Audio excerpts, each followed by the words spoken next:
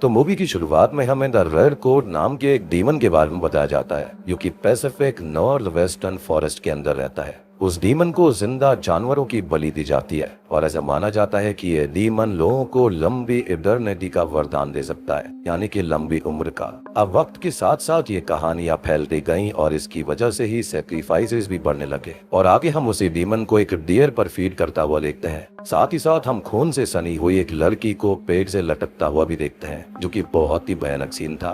खैर, अब कहानी प्रेजेंट टाइम में आती है, जहां पर हम रेनॉल्ड्स नाम के एक बंदे को देखते हैं जो कि एक आदमी को धमकाने की कोशिश कर रहा था। रेनॉल्ड्स और उसका ग्रुप उस आदमी की जमीन को हड़पना चाहते थे और इसलिए वो आदमी उनसे नेगोशिएट करने आया था। वो आदमी पेपर साइन करने से मना करता है और गुस्से में आकर रेनॉल्ड्स उसको मार डालता है और उसकी बॉडी को डंप कर दिया जाता है। अब इसके बाद हमें 3 महीने बाद का वक्त दिखाया जाता है, जहाँ पर हम एक स्कूल बस को देखते हैं। साथ ही साथ रेडियो पर न्यूज रिपोर्ट सुनने के लिए मिल रही थी। न्यूज रिपोर्ट पे हमको ये पता चलता है कि उस इलाके में जानवरों की मौतें हो रही है और लोग इसका कनेक्शन रेड कोट से लगा रहे थे। अब स्कूल बस के अंदर हम एडवर्ड नाम के एक लड़की को देखते हैं, जो कि कोई और नहीं बल्कि उसी आदमी का बेटा था जिसे रेनॉल्ड्स ने पहले सीन में मार दिया था। अब बस के अंदर एडवर्ड अपनी फ्रेंड रेचल को एक स्माइल देता है और इसी वजह से एक लड़का उसे बुली करता है। खैर, इसके बाद हमें एडवर्ड के परिवार को दिखाया जाता है, जिसके अंदर उसकी माँ का नाम यान लॉय है और छोटी बहन का नाम एमिली। यहाँ पर लॉय परिवार को पूरा यकीन था कि रेनॉल्ड्स ने ही मिस्टर लॉय के साथ में कुछ गलत किया है। खैर, अब रात को रेनॉल्ड्स के लोग लॉय फैमिली के ऊपर हमला करने के लिए आते हैं, लेकिन उनका प्लान फेल हो जाता है क्योंकि लॉय परिवार का पेट डॉग सैम पॉकर लगा था, जिससे कि यान और एडवर्ड जाग जाते हैं। यान और एडवर्ड मिलकर बाहर देखने जाते हैं और एडवर्ड किसी आदमी पर हमला करता है और उसे बेहोश कर देता है। इससे हमको ये अंदाजा हो जाता है कि यान एक स्ट्रॉन्ग वुमन है जो कि अकेले अपने बच्चों को संभाल रही थी। अब लॉय परिवार के बारे में थोड़ा सा और डिटेल में जाना जाए तो लॉय परिवार चाइनीज इमिग्रेंट्स हैं जो कि उस लोकेलिटी के अंदर शिफ्ट हुए थे। वो लोग रेसिज्म का शिकार थे और साथ ही साथ उन्हें बहुत ही ज्यादा हेट किया जा रहा था। टाउन के लोग उन्हें जरा भी पसंद नहीं करते थे और उसे दूरी बनाए रखते। सबसे बड़ी बात कि लॉय परिवार टाउन से दूर जंगलों के पास रहती थी और लोग उन्हें वहां से भी बाहर निकालना चाहते थे, मतलब उनको पीस बिल्कुल नहीं दे रहे थे। आगे हमको दिखाया जाता है कि यान और एडवर्ड उस घायल आदमी को अंदर लेकर आते हैं और उसकी मरहम पट्टी करने लगते हैं। एडवर्ड इससे खास खुश नहीं था, उसको ये लगता है कि वो आदमी रेनॉल्ड्स का साथी या फिर रेड कोट भी हो सकता है, लेकिन यान के समझाने पर वो उस आदमी को ट्रीट करने के लिए मान जाता है। अब सपनों के अंदर उस घायल आदमी को अजीब से विजन्स आ रहे थे, जिसके अंदर वो उसी पेड़ से बंधी हुई लड़की को देख पाता है। अब अगले दिन एमिली उस घायल आदमी के साथ डॉक्टर खेल रही होती है, तभी यान आकर उसे भगा देती है और रूम का दरवाजा लॉक कर लेती है। खैर, अब एडवर्ड उस आदमी को चेक करने आता है, लेकिन तभी उसे काफी ज्यादा गहरी सांसों की आवाज आती है। रूम के अंदर उस आदमी की हालत काफी खराब थी और वो एडवर्ड से ताजा खून मांगता है। एडवर्ड अब वहाँ से बाहर निकल जाता है, लेकिन दरवाजा लॉक करना वो भूल गया था। खैर, अगली सीन में हम यान को टाउन के अंदर दवाई और घर का सामान शॉप करते हुए देख पाते हैं। तभी रेनॉल्ड्स फिर से उसे परेशान करने लगता है। वो उसके ऊपर कई भद्दे और रेसिस्ट कमेंट्स भी पास करता है। खैर, यान उसको ये बताती है कि वो एक ऐसी सिटी से बिलोंग करती थी जहाँ पर लॉ था, स्कूल है, यूनिवर्सिटीज हैं और थिएटर्स हैं और इस वजह से वो उससे नहीं डरती। अब रेनॉल्ड्स यहाँ एक इन्फ्लुएंशियल आदमी होने के साथ साथ बहुत बड़ा रेसिस्ट भी था। इसी के चलते वो लॉय परिवार को और उनके साथ और भी कई सारे नॉन अमेरिकन को टाउन से बाहर निकालने की कोशिश कर रहा था। रेनॉल्ड्स के फादर ने देश के लिए और उस टाउन के लिए बहुत बड़ा योगदान दिया था और इसके चलते उसके परिवार को लोग रेस्पेक्ट करते थे, लेकिन वो इस रेस्पेक्ट के काबिल नहीं है। खैर, एडवर्ड की फ्रेंड रेचल कोई और नहीं बल्कि रेनॉल्ड्स की ही इकलौती बेटी है, यानी कि शुरुआत के अंदर जिसे हमने बस में देखा था। बात रही रेनॉल्ड्स की माँ की, तो वो भी इन बुरे कामों में अपने बेटे का साथ दिया करती थी। वो भी इक्वली रेसिस्ट थी।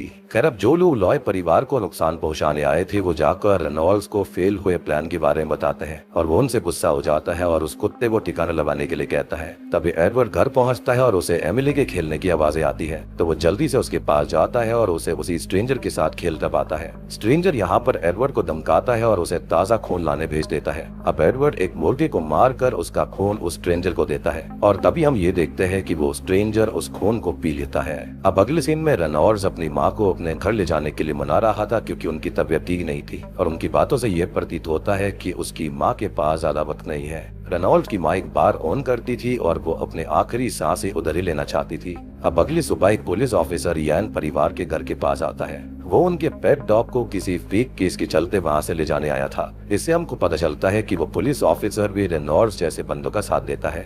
अब लॉय परिवार उस पुलिस ऑफिसर से झगड़ा करने लगते हैं कि तभी स्ट्रेंजर आकर उस पुलिस ऑफिसर को धमकाता है। अब पुलिस ऑफिसर उस स्ट्रेंजर के ऊपर अपनी गन तान देता है, लेकिन वो स्ट्रेंजर स्विफ्टली उससे गन छीन कर ऑफिसर को डराकर भगा देता है। अब आगे पुलिस ऑफिसर रेनॉल्ड्स से झूठ बोल देता है कि लॉय परिवार उसे नहीं मिला और वो सारा ब्लेम रेड कोट पर डाल देता है। बात करें रेनॉल्ड्स की तो वो रेड कोट में बिल्कुल बिलीव नहीं करता था और इसी के चलते वो उसका मजाक भी उड़ाता है और तभी उसकी माँ उसे डांटती है और रेड कोट के बारे में बताने लगती है। रेड कोट सदियों से इसी इलाके में रहता आ रहा है और उसे कोई नहीं हरा सकता। लोगों का डर रेड कोट को ताकत देता है और उसे अपने से दूर रखने के लिए ही बलि दी जाती है। अब आगे एडवर्ड फिर से उस स्ट्रेंजर को खून देने जाता है और हमको पता चलता है कि उस स्ट्रेंजर को सिर्फ खून की जरूरत थी, चाहे वो किसी भी जानवर का क्यों ना हो। अब खून पीते ही स्ट्रेंजर को फिर से वही अजीब से विजन आने लगते हैं, यानी कि वही लड़की वाले। अब अगली सुबह यैन को सैम मरा हुआ पाती है और उसे बहुत ही बेरहमी से मारा गया था, जिसका मतलब साफ था कि ये काम रेनॉल्ड्स ने ही कर दिया था। उसने सोचा कि पुलिस नहीं कर सकती तो मैं खुद ही कर देता हूँ। अब यैन बहुत दुखी होकर प्रे करने लगती है और एडवर्ड उसको समझाता है।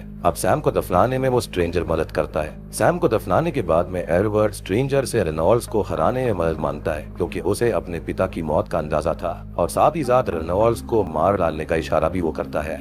अब रात होते ही हम स्ट्रेंजर को रेनॉल्ड्स की माँ के बार में जाता हुआ देखते हैं और फिर हमको सच्चाई पता चलती है। इस स्ट्रेंजर का नाम असल में जॉन फैलन है और वो पीसीसी पुलिस ऑफिसर हुआ करता था, या फिर ये कहें कि वो डेप्यूटी था। और डेप्यूटी फैलन को वेलफेयर चेक का कॉल आया था और वो इसी सिलसिले में रेनॉल्ड्स के बारे में इंक्वायरी करने चाहता है। फैलन मिसेस रेनॉल्ड्स की वाइफ से मिलने की डिमांड करता है, लेकिन रेनॉल्ड्स की माँ और रेनॉल्ड्स मिलकर फैलन को जलील करते हैं और बाहर से निकाल देते हैं, क्योंकि वो काफी पावरफुल व्यक्ति है। खैर प्रेजेंट टाइम में हमारा स्ट्रेंजर यानी कि फैलन माँ रेनॉल्ड्स के रूम में अंदर जाता है और उसकी आईवी ट्यूब से छेड़छाड़ कर देता है। अब फैलन उसे डराकर वहां से निकल जाता है और हम देखते हैं कि माँ रेनॉल्ड्स को रेड कोट आकर हॉन्ट करता है और उसको खत्म कर देता है। खैर अब फैलन घर लौटता है और हम यैन को पहरा लेते देखते हैं। उसको लगता है कि अगर उसके डॉग को मार दिया गया है तो शायद उनके परिवार को भी खतरा है। यैन फैलन को अपना पास्ट बताती है और उसे इस टाउन में शिफ्ट करने का रीजन भी बोलती है। यैन की हस्बैंड एक फार्मर हुआ करते थे और यही उनका अमेरिकन ड्रीम था कि यहाँ पर आना,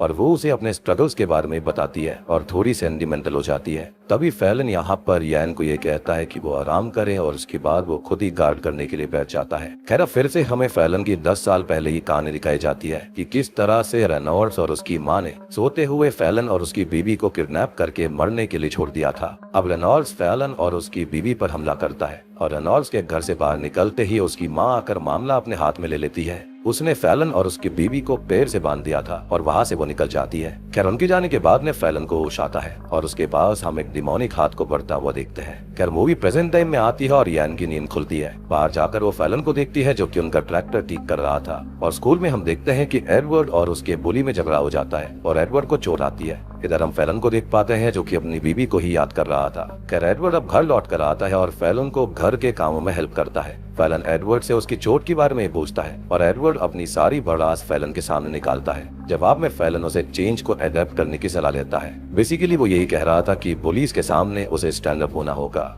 अब आगे हमें रेनॉल्ड्स को दिखाया जाता है जो कि अपनी माँ के कैस्केट पर बैठकर काफी ज्यादा दुखी हो रहा था। उसे खिड़की के बाहर से आवाजें भी आने लगती है और वो बाहर देखता है। गुस्से में वो रूम से बाहर जाकर पुलिस ऑफिसर से फैलन के बारे में पूछता है। पुलिस ऑफिसर उसको बताता है कि उसे ये बात स्टूपिड लगी, इसलिए उसने ये बात उस तक नहीं पहुंचाई क्योंकि वो 10 साल पहले की बात थी। अब रेनॉल्ड्स का गुस्सा और बढ़ता है और वो खुद ही फैलन से लड़ने निकल पड़ता है। असल में उस पुलिस ऑफिसर को फैलन को देखकर यकीन नहीं हुआ था कि वो वही है, क्योंकि जो व्यक्ति 10 साल पहले खत्म हो गया वो वापस कैसे आ सकता है। खराब रेनॉल्ड्स फैलन के ऊपर पीछे से हमला कर देता है जो कि ग्रेव के पास अपनी वाइफ को याद कर रहा था। रेनॉल्ड्स गुस्से में फैलन पर मुक्के बरसाने लगता है, लेकिन तभी फैलन उसकी गर्दन को काट लेता है और हम फिर से 10 साल पीछे चले जाते हैं, जहां पर हमको पता चलता है कि फैलन को खुद रेड कोट ने मचाया था और उसे इटर्निटी का वरदान दिया। असल में रेड कोट यहाँ पर एक काइंड ऑफ वैम्पायर है, या फिर ये कह सकते हैं कि ड्रैकुला है।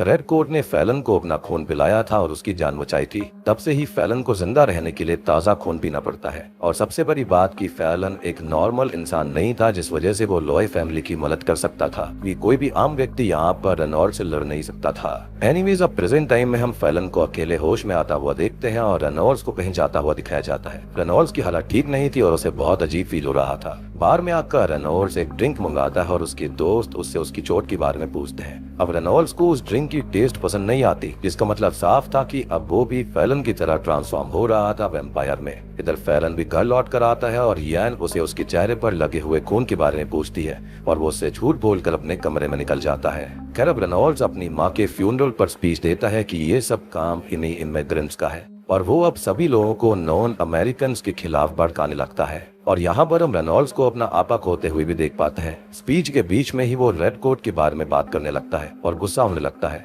वो अपनी स्पीच खत्म करता है और हम ये देखते हैं कि फैलन भी फ्यूनरल को अटेंड कर रहा था, यानी कि वो उसके ऊपर नजर रख रहा था। कहीं ना कहीं वो समझ गया था कि उसने गलती कर दिया उसे काट कर। खैर फैलन घर लौटकर यान को भागने के लिए कहता है और उसको कन्विंस करने लगता है। अब यान सारी तैयारी करती है और एमिली को लेकर गाड़ी में बैठ जाती है, लेकिन तभी हम एडवर्ड को बस में देख पाते हैं। एडवर्ड बस से उतरता है और अपने बुली को चाकू के साथ पाता है। रेचल उसे पीछे से आगाह करती है और वो भागने लगता है। उसका बुली उसे पकड़ लेता है और उस पर हमला करता है। रेचल अब एडवर्ड की जान बचाने के लिए उनके बीच में आ जाती है और हाथापाई के बीच रेचल के पेट में चाकू लग जाता है और बुली वहाँ से भाग जाता है। अब एडवर्ड की आवाज सुनकर यान और फैलन उसके पास जाते हैं, पर वो लोग रेचल को बचा नहीं पाते। रेचल की मौत से एडवर्ड बहुत दुखी था और उसे देखकर फैलन को अपनी बीवी की याद आती है। अब सीन पास्ट में जाता है और फैलन जब वैम्पायर बन गया था तो उसकी बीवी मारी गई थी और उसने अपनी बीवी को एक प्रॉपर बैरियल दिया था और एक क्रॉस भी बना दिया था। और अब वो जाकर प्रेजेंट टाइम में उसी क्रॉस को बाहर निकाल लेता है ताकि वो रेनॉल्ड्स को खत्म कर पाए। अब फैलन रेनॉल्ड्स को ढूंढने के लिए निकल पड़ता है और रेचल को जिस बुली ने मारा था वो अधमरी हालत में पड़ा हुआ था और हम जानते हैं कि ये काम किसी और का नहीं बल्कि रेनॉल्ड्स का ही है। अब वो बुली को मरने के लिए छोड़ देता है क्योंकि उसने जो कुछ किया था गलत किया था। इनफैक्ट वो एडवर्ड के साथ भी गलत करता था, जिसके चलते फैलन ने उसको मरने के लिए छोड़ दिया। खैर अब बाहर निकलकर वो ऑफिसर से रेनॉल्ड्स का पता पूछता है और वो ऑफिसर डर के मारे उसकी लोकेशन बता देता है। मीनवाइल हम देखते हैं कि रेनॉल्ड्स ने लॉय परिवार को किडनैप करके फैक्ट्री में रखा था और उसने अपने ही साथी को बहुत ही बेरहमी से मार डाला था। रेनॉल्ड ये कन्फ्रंट करता है कि उसने मिस्टर लॉय की हत्या करी थी और रेचल की मौत की वजह से वो बहुत ही ज्यादा पागल हो चुका था। उसने अपना आपा खो दिया था, जिसके चलते वो लॉय परिवार को खत्म करने वाला था। अब एडवर्ड रेनॉल्ड्स पर पीछे से हमला करता है और मौका देखकर यान एमिली को लेकर भाग जाती है। यान एमिली को एक कबर्ड में छुपा देती है और रेनॉल्ड का सामना करने निकल पड़ती है। अब रेनॉल्ड्स यहाँ पर यान को मारने ही वाला था कि तभी फैलन आकर रेनॉल्ड पर उसी क्रॉस से हमला करता है। रेनॉल्ड्स हमले के बाद बहुत ही बुरी तरह से घायल हो गया था और लॉय परिवार बचकर बाहर निकल जाता है कि तभी फैलन जख्मी रेनॉल्ड्स को लेकर कहीं जाने लगता है। फैलन अब रेनॉल्ड्स को उसी पेड़ के पास लाता है जहां पर उसकी बीवी को मारा गया था। वो गाड़ी से फ्यूल निकालता है और चारों तरफ उसको छिड़क देता है। अब वो रेनॉल्ड्स के पास जाता है और उसे पकड़कर आग लगा देता है। अब रेनॉल्ड्स पहले तो डर जाता है, लेकिन बाद में फैलन का हाथ पकड़कर वो अपने फेट को एक्सेप्ट करता है, जिससे कि दोनों की मौत हो जाती है। और आप ये सोच रहे होंगे कि यहाँ पर फैलन ने खुद को क्यों नहीं बचाया। इसका सिंपल सा मतलब यह है कि फैलन और रेनॉल्ड्स दोनों ही ट्रांसफॉर्म हो गए थे और वो रेड कोट की तरह नहीं बनना चाहते थे। उन्हें किसी आम तरीके से मारा नहीं जा सकता था, इसलिए ही फैलन ने आग लगा दी। आखिर में रेनॉल्ड्स को भी शायद ये बात समझ आ चुकी थी कि वो इस तरह से नहीं जी सकता और वो खुद की भी फेट एक्सेप्ट कर लेता है। हम ये भी देख पाते हैं कि फैलन को तो रेड कोट की तरह जीना ही नहीं था, इसलिए उसने रेनॉल्ड्स के साथ खुद को भी खत्म कर लिया। अब आखिरी में हम लॉय परिवार को देख पाते हैं जो कि मिस्टर लॉय को और जो भी मारे गए थे उनको रेस्पेक्ट देते हैं। इसी के साथ में ये मूवी यहीं पर खत्म हो जाती है। तो दोस्तों ये थी सनराइज फिल्म की कहानी। उम्मीद करता हूँ कि आपको ये supernatural horror movie Lionsgate की तरफ से पसंद आई होगी। यहाँ पर रेड कोट के लोगों को या फिर ड्रैकुला को एक डिफरेंट तरह से एक्सप्लोर करा गया है। उम्मीद करता हूँ कि आपको अच्छा लगा होगा। अच्छा लगा है तो वीडियो को लाइक कर देना। चैनल के ऊपर नए हैं तो सब्सक्राइब कर लीजिए।